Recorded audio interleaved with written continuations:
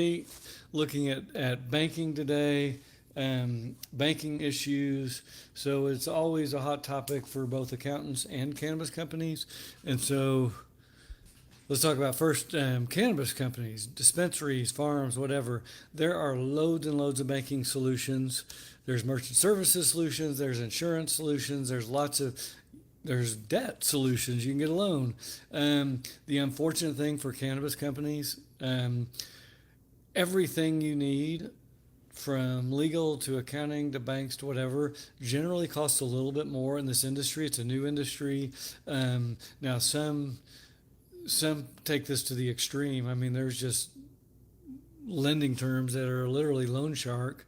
And even banks are charging outrageous fees, but they have to, so if a banks a cannabis farm or dispensary, they have to do a lot more work and compliance work, so they have to charge more fees. Now that said, do they have to charge insane fees? I don't think so. So you really got to do your homework to look and vet these banks. Many states, like here in Oregon, we have MAPS Credit Union, a 13 location. I think their rates are actually semi-reasonable. They'll bank any cannabis company in Oregon. Their compliance is pretty good as well. I'm just going to look here real quick. Christy mentioned she's been referring, I'll just throw these out there, Community Choice Credit Union. She says 0 onboarding fee and $25 a month. Fresno First Bank has a low onboarding fee and $100 a fee. That's pretty freaking good payment terms right there. So that's one solution. Credit Union One will bank cannabis companies all over the U.S. They're a little bit higher fees. So a cannabis company can get a solution. Now, where I think cannabis companies struggle sometimes, if you're going to open a dispensary or farm, you got to have tough skin. You got to have a lot of capital. You need to figure out what you're up for. So it can be a great business, but if you raise the wrong amount of money, you're just going to run out of money and go out of business. And so it just is a simple fact of life. Until 280E goes away, we've got higher costs. And so when you do your projections to raise capital on your model, you better be projecting higher for. I've rarely seen a model that even has bank fees in there. You better throw them in because they might be really high, or higher lending fees or higher insurance rates. Make sure you got those things down, because there are companies that are very well funded and they're going to survive, and the ones that aren't funded well are just going to go under, and they're going to be the ones you hear complaining, oh man, this isn't fair. We get hit with all these rates and costs, but think about it. We knew this. You know this the day you open a dispensary or a farm or manufacturer.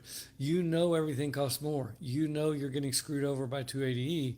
Now, if you're an investor, and I'm invested in cannabis company before, and I think, okay, I'm a big part of my bet when I write a check for 50 grand or whatever is that cannabis someday, hopefully soon, will be off Schedule 1 and 2, and that will open up lower bank, lower debt fees, lower insurance costs, lower taxes. And so we're not there yet. Hopefully we'll be there soon. But if I'm an investor, I got to think to myself, oh, I think it's probable we'll be there in the next 80% chance in the next year, or 70% chance this year. By the end of next year, it goes up to 80, 90%. If I go out 5 years, I'd put it at 95. And so then I ask myself, if I'm writing a check as an investor, can I hold on for 5 years just in case that's the case? So you've got to be able to raise the right amount of capital to contend with all these high fees.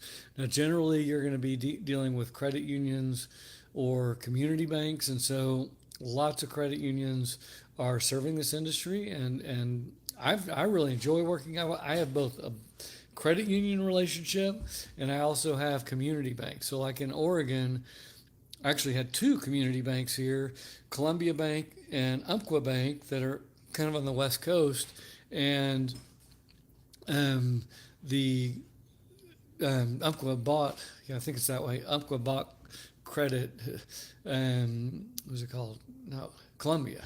Umpqua bought Columbia out, so my 2 banks actually got merged, but they're community banks you get to know. So in my 15 years with Umpqua, they've had, and I have 1 location near my house.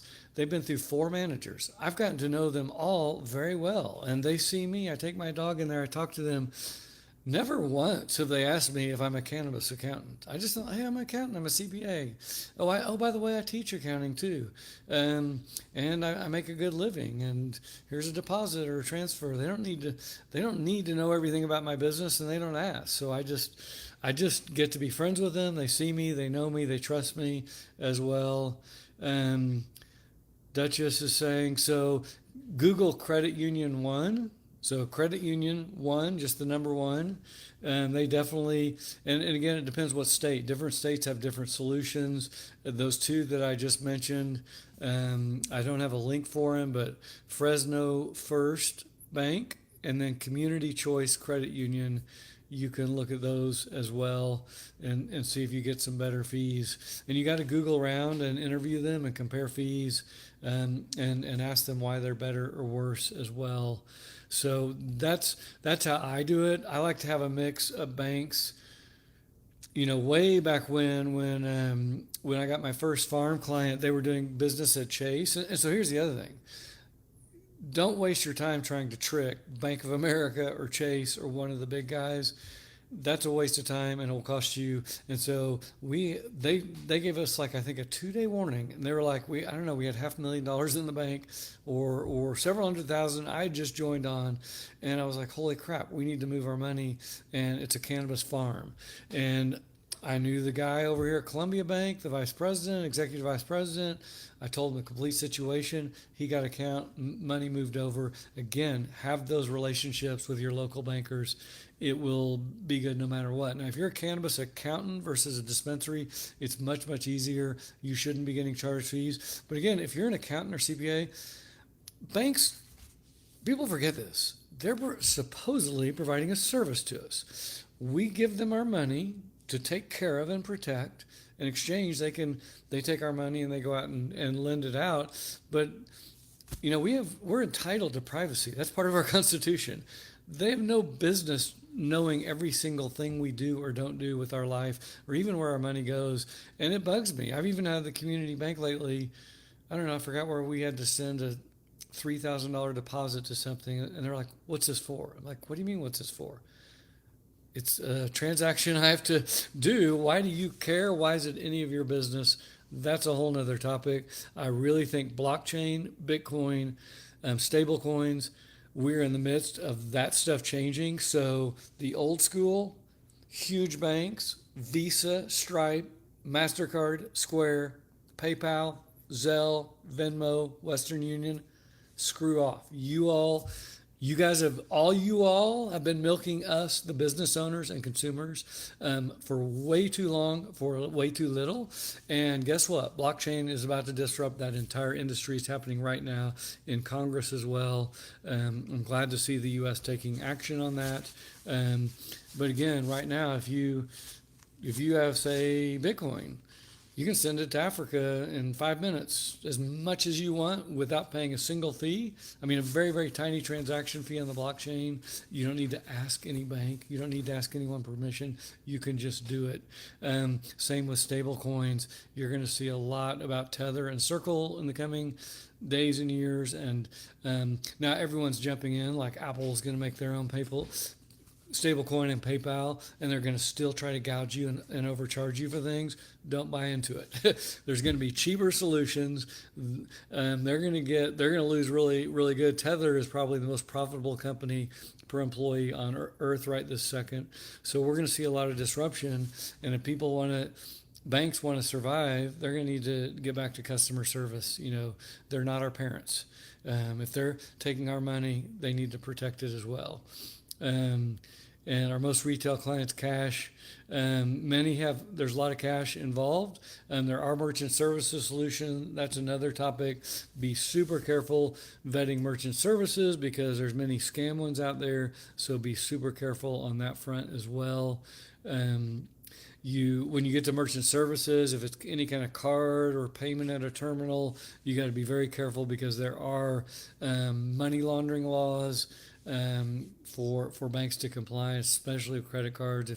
If some dispensaries are trying to do tricks using gifts or coupons that are actually basically bank fraud using Visa or kind of those payment rails. So things are changing. Um, you're a legit one. Okay, cool. And that's just not to be skeptical. That's what every bank and every merchant service company has told me. We're legit. We're the best. You got to prove it. You gotta document why you're legit and why you're not violating those rules, so that people can vet you and compare and make sure you're legit. So anyway, that's all I got today. Thank you all for joining, and hope everyone has a great day as well.